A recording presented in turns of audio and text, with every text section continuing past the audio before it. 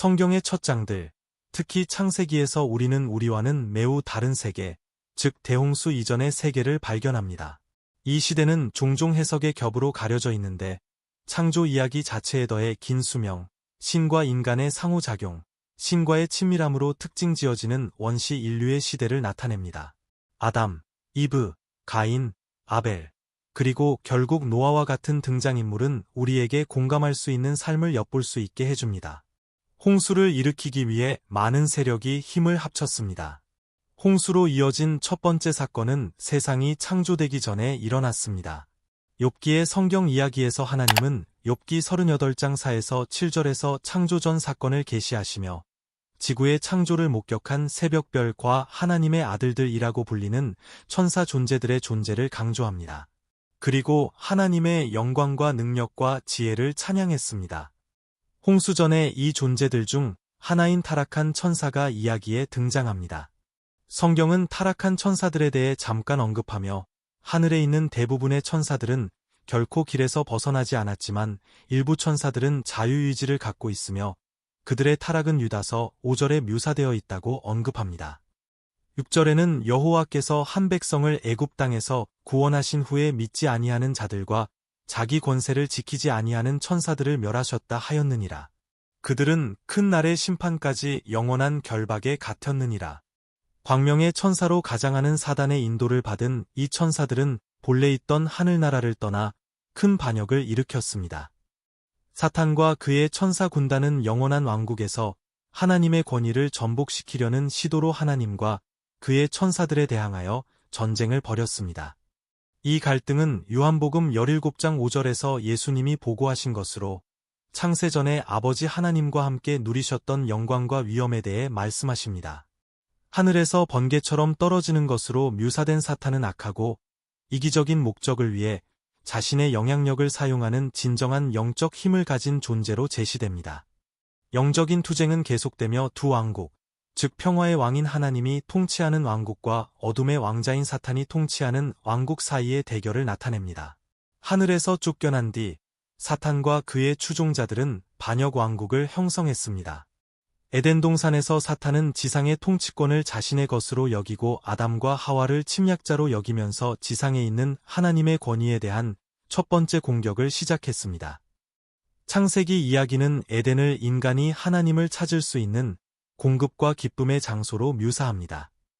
거기서 사단은 옛 뱀과 같이 창세기 3장 1절에 기록된 대로 하나님의 말씀과 불순종의 결과를 의심하면서 하와를 속이기 위해 의심과 추측 등의 전략을 사용하였습니다. 실제로 하나님께서는 너희는 어떤 나무의 실과도 먹지 말라고 하셨습니다.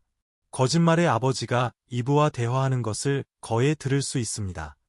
그런 다음 그는 두 번째 전략인 가정을 사용하여 하나님께서 경고하신 대로 자신의 불순종의 결과가 실제로 죽음을 초래하는지 이브가 의심하게 만들었습니다. 에덴 동산에서의 이러한 최초의 상호작용은 인류 역사 전반에 걸쳐 계속될 반역과 기만의 패턴을 확립했으며 이는 지구의 물리적 풍경을 변화시켰을 뿐만 아니라 인간과 신의 역사의 과정을 재정의한 대홍수 사건으로 정점에 달했습니다.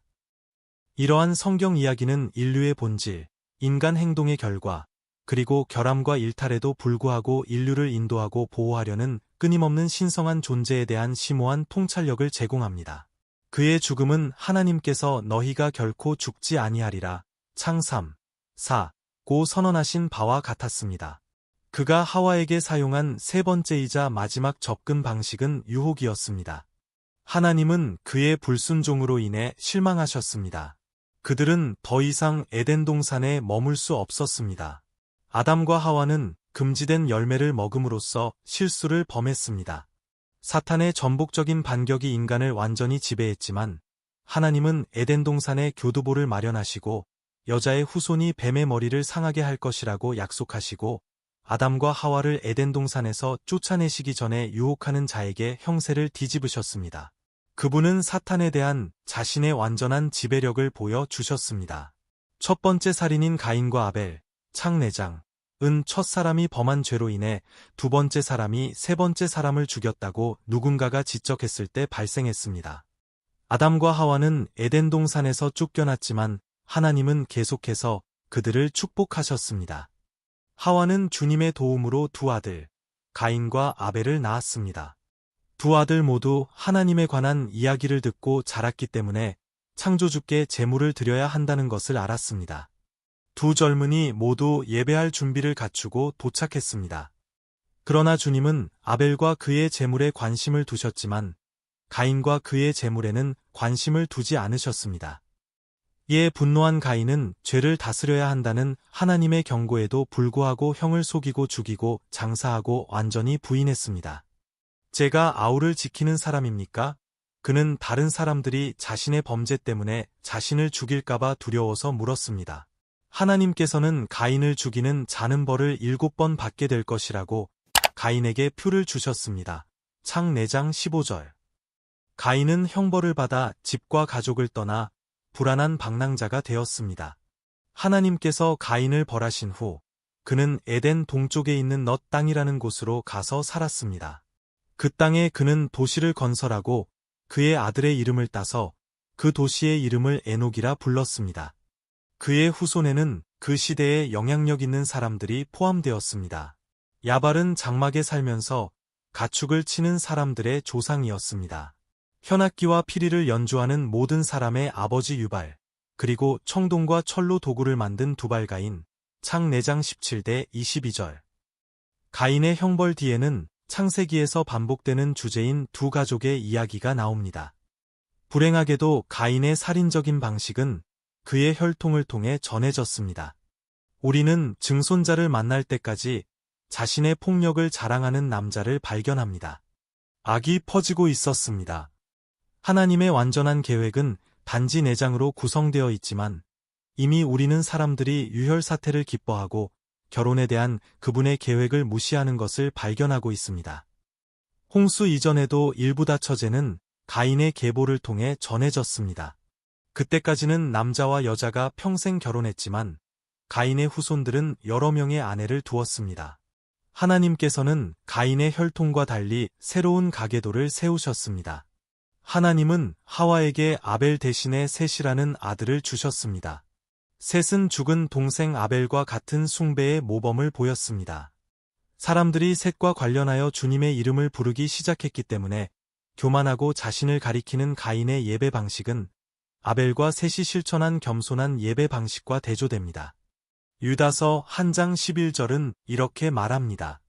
화 있을진저 그들에게 화 있을진저 그들이 가인의 길을 택하고 이익을 위하여 발람의 그릇된 길로 급히 달려갔으며 고라의 반역을 인하여 멸망하였도다. 그러므로 여러 세기 후에 하느님께서 순종하는 종이 필요하셨을 때 셋의 계열에서 노아를 선택하신 것은 놀라운 일이 아닙니다. 가인의 유산은 복잡했습니다. 한편으로 그와 그의 가족은 새로운 아이디어와 업무 수행 방식을 생각해내는데 정말 능숙했습니다. 반면에 그들은 다른 사람들과 싸우고 상처를 주는 문제도 많이 겪었고 이것은 시간이 지날수록 더욱 악화되는 것 같았습니다. 이것은 인간 존재의 상징이 되었습니다. 즉, 큰 선을 향한 잠재력과 큰 악을 행할 수 있는 능력 사이의 투쟁입니다. 아담 이후 세상은 인구가 많아졌지만 죄로 가득 차게 되었습니다. 사람들은 서로에게 친절하지 않았습니다. 그들은 거짓말을 하고 훔치고 심지어 죽이기도 했습니다.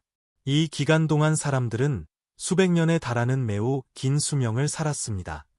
인류가 여전히 그 기원과 밀접하게 연결되어 있고 세계 자체가 더 젊고 신선했던 다른 시대였습니다.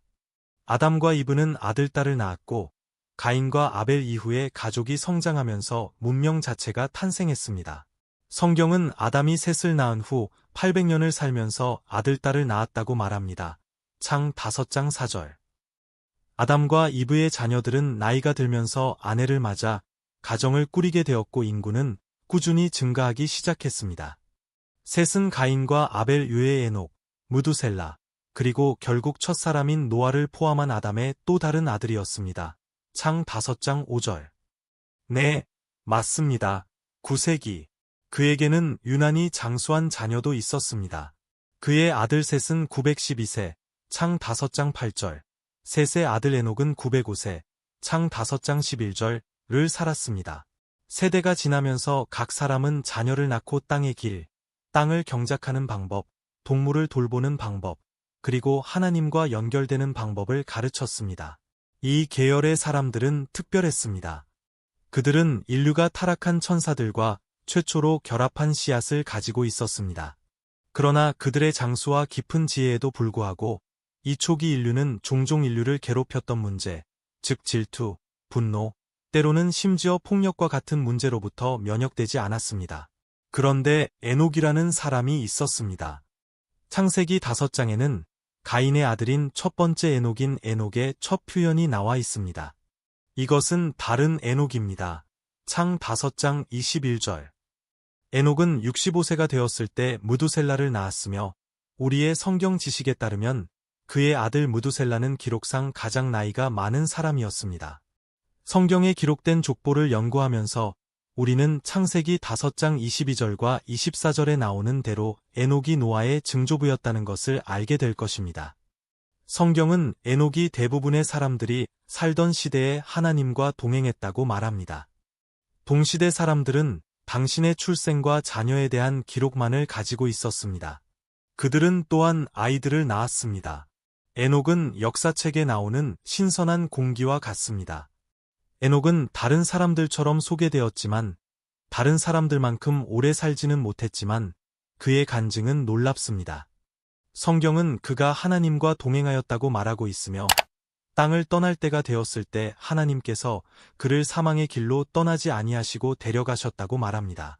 기하의 설명은 짧지만 무게 있고 의미가 있습니다. 이는 그를 번역하고 한 청중을 위해 살도록 가르치면서 다양한 세대에 걸쳐 많은 사람들에게 모델을 제공하는 하나님과의 순수한 동행에 대해 의미합니다. 하나님과의 친밀한 교제와 소통을 열정적으로 추구하도록 묵묵히 가르치시며 그렇게 할 때 우리는 새로운 차원의 하나님을 경험하게 될 것입니다. 창 5장 24절, 뉴 어메리컨 스탠다드 바이벨. 에녹이 하나님과 동행하더니 하나님이 그를 데려가심으로 세상에 있지 아니하였더라. 에녹의 경우는 기록된 최초의 휴거였으며 하나님은 그를 데려가셨습니다. 어쩌면 그 교통이 너무 강렬해서 하나님의 임재가 그를 감싸고 휩쓸어갔을 수도 있습니다. 히브리서에서는 이 세상이 감당하지 못하는 사람들에 대해 이야기하고 있습니다. 에녹의 삶의 아름다움에도 불구하고 그의 시대는 완전히 장밋빛은 아니었습니다. 사람들은 오래 살았지만 항상 건강하지는 않았습니다. 그들은 기술을 연마하고 물건을 만들고 땅을 탐험하는데 수년이 걸렸지만 실수를 저지르고 하나님의 길에서 벗어나 마음을 완고하게 만드는데도 더 많은 시간이 있었습니다. 이것으로 끝났다. 나는 너무나 부패하고 신성한 기원에서 멀리 떨어진 세상에서 걷고 있습니다. 시간이 지남에 따라 인구 증가와 부족 및 가족의 확장으로 인해 족장 중 한 사람의 후손인 부족과 시족이 형성되었습니다. 그들은 땅 전역으로 퍼져 고향이라고 부를 새로운 영토를 찾았습니다. 인구가 증가함에 따라 다양한 역할과 직업에 대한 필요성도 커졌습니다. 사람들은 단지 목자나 농부일 수는 없습니다. 다양화할 필요가 있었습니다. 예를 들어 창세기 4장 2절에 따르면 가인은 땅에서 일하는 사람이었고 그의 동생 아벨은 양치기였습니다. 이는 초기 단계에서도 필요와 기술에 따라 역할이 정의되고 있음을 시사합니다. 창세기 4장 22절에 따르면 가인의 후손인 두발 가인은 청동과 철을 다루는 모든 장인의 스승이 되었습니다. 이는 야금술과 같음보다 전문화된 직업의 출현을 나타냅니다. 이때 음악가도 등장했습니다. 창세기 21절에 따르면 가인의 또 다른 후손인 유발은 수금과 피리를 연주하는 모든 사람의 조상이었습니다. 이러한 역할로 인해 사회는 더욱 복잡하고 조직화되었으며 사람들이 새로운 것을 배우더라도 더 발전된 형태의 문명을 위한 발판을 마련했습니다. 기술을 개발하고 새로운 형태의 문화적 표현을 개발합니다. 대홍수 이전의 삶은 완벽하지도 행복하지도 않았습니다. 성경은 창세기 6장 5절 말씀에 여호와께서 사람의 죄악이 세상에 가득한 것과 사람의 마음으로 생각하는 모든 계획이 항상 악할 것을 보시고 창세기 6장 5절에 말씀하고 있습니다. 홍수, 인류가 확장되고 다양해졌습니다. 가족은 부족으로 바뀌고 역할은 직업으로 바뀌고 문명이 첫발을 내디뎠습니다. 네피림의 침공은 자칭 어둠의 왕국의 사령관인 사탄이 메시아로 이어지는 아담 계통을 오염시키려는 의도로 그의 사악한 군대를 소환하여 인류에 침투한 것입니다. 창 6장 1에서 1절. 이 사람이 땅 위에 번성하기 시작하고 딸들이 낳자 하나님의 아들들이 사람의 딸들의 아름다움을 보고 자기들의 뜻대로 누구에게나 결혼하였더라. 욥기에서는 하나님의 자녀를 천사로 묘사합니다. 천사들의 3분의 2는 택함받은 천사들인 셋째 하늘에 하나님과 함께 머물렀고 3분의 1은 쫓겨난 사탄의 타락한 천사들이었습니다. 이 타락한 천사들은 땅으로 내려와 네피림, 즉 거인들을 낳았습니다. 네피림에 대한 히브리어 단어는 타락한 것으로 번역됩니다. 창세기 6장의 이 사탄의 침입은 온 세상을 타락시켰습니다.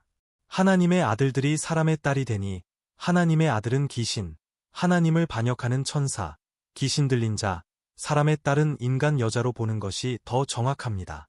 창세기 6장 1에서 5절, 특히 창세기 6장 3에서 5절에 따르면 인간의 사악함은 홍수 이전의 세계를 묘사합니다. 그러자 주님께서 말씀하셨다.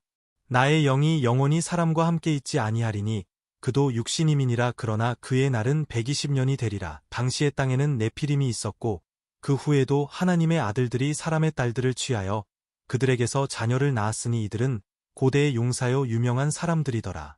이에 여호와께서 사람의 죄악이 세상에 관영함과 그 마음으로 생각하는 모든 계획이 항상 악할 뿐임을 보시고 땅은 평화나 선의 곳이 아니었고 오히려 죄와 폭력, 도덕적 부패로 가득 차 있었습니다. 사람들이 자신의 욕망에 사로잡혀 다른 사람의 비용에 관계없이 항상 자신이 원하는 것을 추구하는 세상을 상상해 보십시오. 완전한 정직과 친절은 칭찬받거나 이해되는 미덕이 아닙니다. 대신 속임수와 조작이 일상을 지배합니다. 모든 사람은 혼자이며 사회 구조 자체가 이기심과 악으로 인해 찢겨져 있습니다.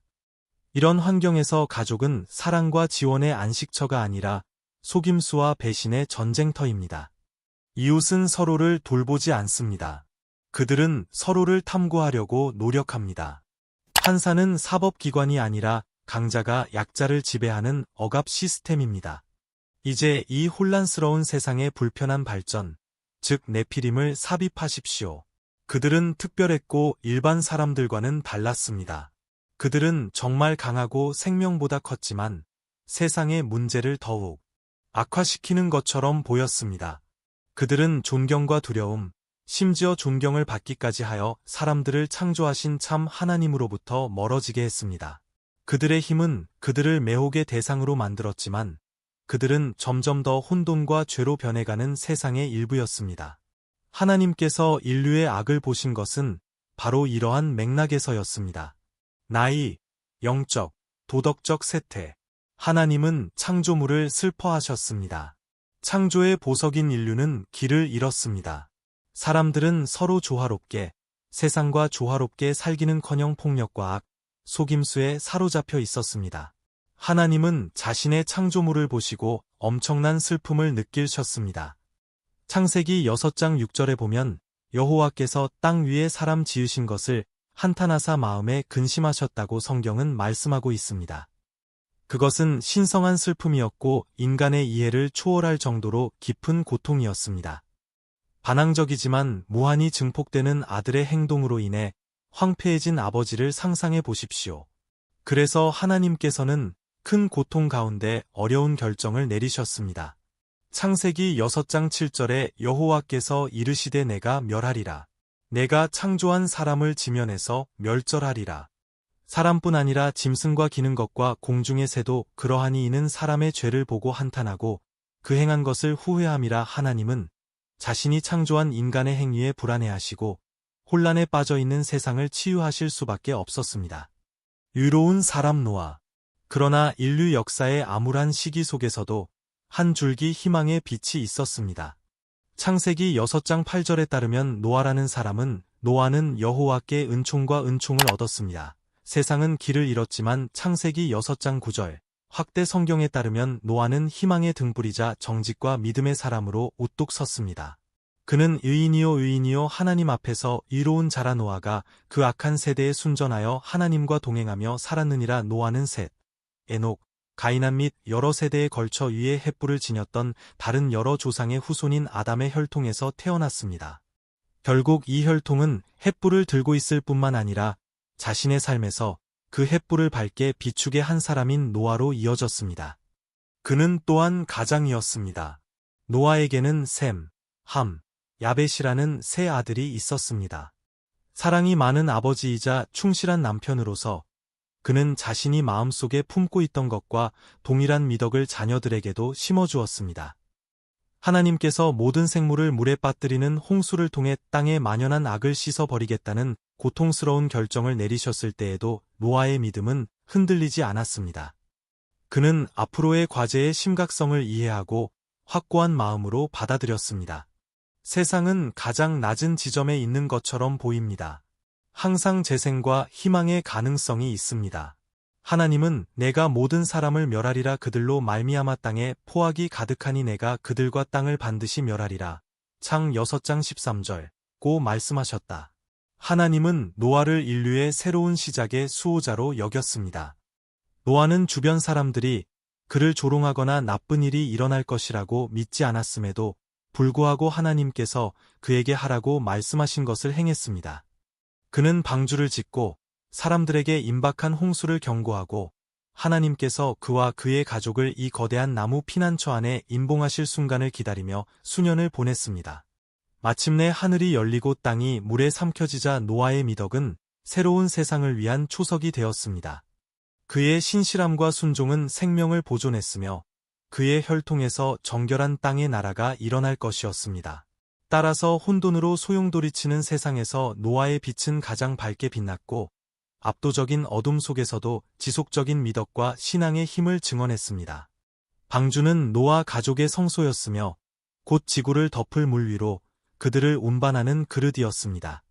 하나님은 노아에게 너는 잣나무로 방주를 만들고 방주 안에 칸막이를 만들고 역청을 안팎으로 입히라. 창 6장 14절 고 말씀하셨다. 하나님은 노아에게 방주의 구체적인 크기, 디자인, 계획을 주셨습니다. 이 배는 보통 배가 아니고 세상에 홍수가 났을 때 마지막 생물을 구하기 위해 설계된 특별한 배였습니다. 창 6장 14에서 16절.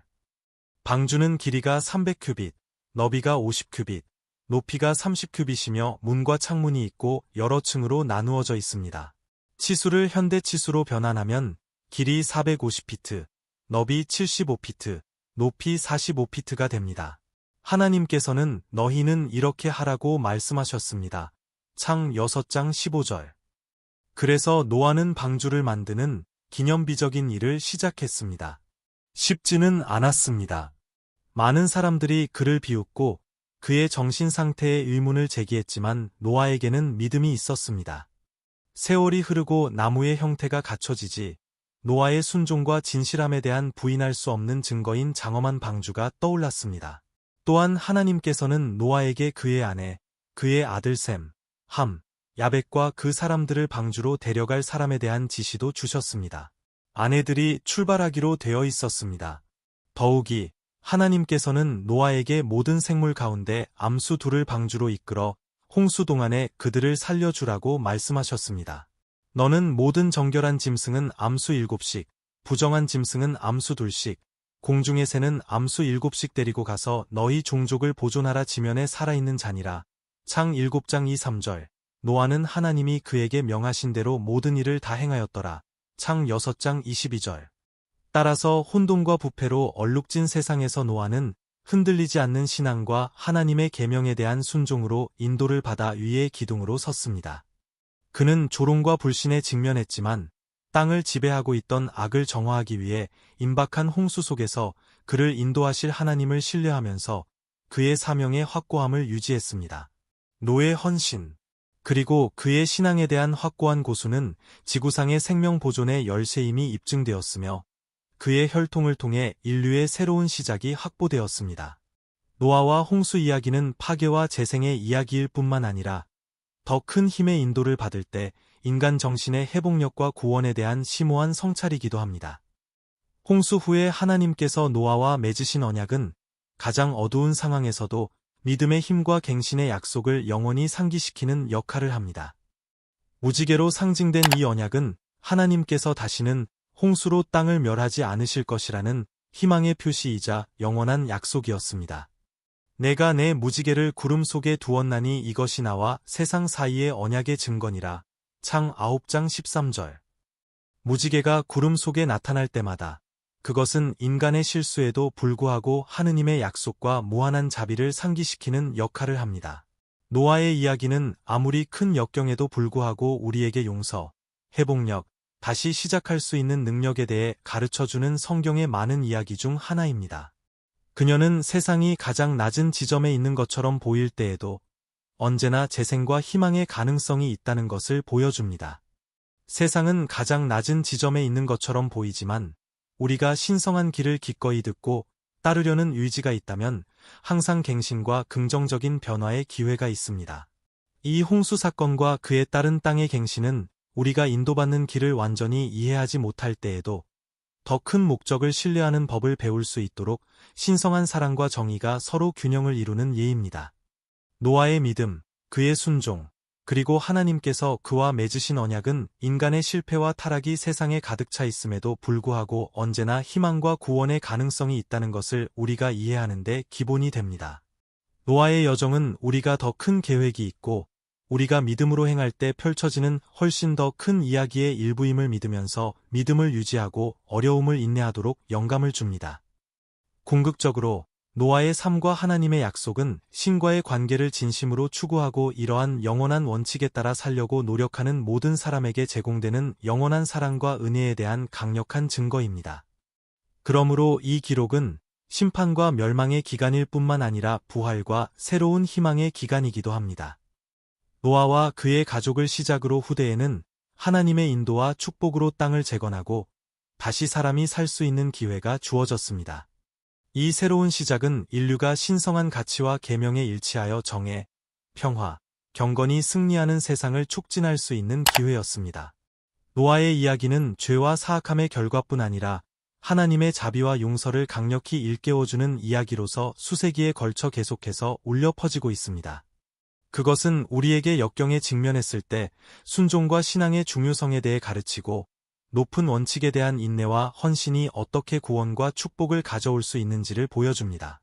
더욱이 홍수 이야기와 하나님께서 노아와 맺으신 언약은 우리 각자가 피조물을 돌보고 세상을 향한 하나님의 목적을 존중하는 방식으로 살아야 할 책임을 강조합니다. 이는 모든 인간이 자신의 행동과 주변 세계에 미치는 영향을 성찰하고 다른 사람 및 환경과 공정하고 조화롭게 살기를 추구하는 요구입니다. 노아의 삶과 그의 이야기는 우리 자신의 삶을 성찰하고 가장 어려운 상황에서도 믿음과 희망을 유지하면서 더 나은 미래에 기여할 수 있는 방법에 대한 초대입니다. 그들은 우리가 하나님과 더 깊은 관계를 추구하고 우리의 실패와 실수에도 불구하고 항상 은혜와 용서, 새로운 시작의 여지가 있다는 것을 인식하도록 격려합니다. 노아 이야기는 단지 생존에 관한 것이 아닙니다. 그것은 영적 변화와 갱신에 관한 것입니다. 그녀는 우리에게 즉각적인 지평선 너머를 바라보고 신성한 가치에 대한 신앙과 헌신으로 회복된 세상을 상상하도록 도전합니다. 무지개로 임봉된 노아와 맺은 하나님의 언약은 희망과 영원한 약속의 상징으로 남아있으며 세대가 창조주 앞에서 책임감 있고 경건하게 살도록 영감을 줍니다. 이 언약은 또한 혼란이 아무리 심하고 재난이 아무리 크더라도 하나님의 섭리와 돌보심은 변함이 없다는 것을 상기시켜 줍니다. 그분은 다시는 물로 땅을 심판하지 않겠다고 약속하셨을 뿐만 아니라 성경 이야기와 인류 역사 전반에 걸쳐 볼 수 있는 새로운 시작과 회복의 패턴을 확립하셨습니다. 홍수 후에도 인류 역사가 계속됨에 따라 우리는 비록 불완전하기는 하지만 개선하고 하나님의 뜻에 더 가깝게 일치하려는 희망을 지닌 새로운 문화, 사회, 심지어 문명의 발전을 봅니다. 각 세대는 과거의 실수로부터 배우고 성공을 바탕으로 보다 정의롭고 자비로운 세상을 만들 수 있는 기회를 갖고 있습니다. 노아의 이야기는 하나님의 진노와 자비에 대한 교훈일 뿐만 아니라 인간의 중생과 긍정적인 변화의 잠재력에 대한 심오한 성찰이기도 합니다. 이는 우리가 어떻게 세상을 변화시킬 수 있는지, 그리고 하나님께서 소중히 여기시는 정의, 사랑, 평화의 원칙을 존중하는 미래에 어떻게 기여할 수 있는지 질문하게 합니다. 궁극적으로 홍수와 그에 따른 세상의 갱신에 대한 설명은 사람들이 윤리적, 영적 원칙에 따라 생활하겠다고 결심할 때 가능한 개인 및 공동체 변화에 대한 강력한 은유입니다. 믿음과 순종의 모델인 노아는 정직과 미덕이 어떻게 생명을 구할 수 있을 뿐만 아니라 사회 쇄신의 기초가 될 수 있는지를 보여줍니다. 따라서 노아의 이야기는 우리 모두가 가지고 있는 회복력과 회복 능력에 대해 가르쳐 줍니다. 그것은 우리가 희망을 유지하고 구원을 추구하며 성경과 우리 자신의 양심을 통해 우리에게 제시된 최고의 가치를 반영하는 방식으로 살도록 격려합니다. 그렇게 함으로써 우리는 우리 자신의 삶을 향상시킬 뿐만 아니라 미래 세대에게 영감을 주고 인도할 수 있는 미덕과 신앙의 유산을 영속시키며 글로벌 공동체의 복지와 미래에 기여합니다.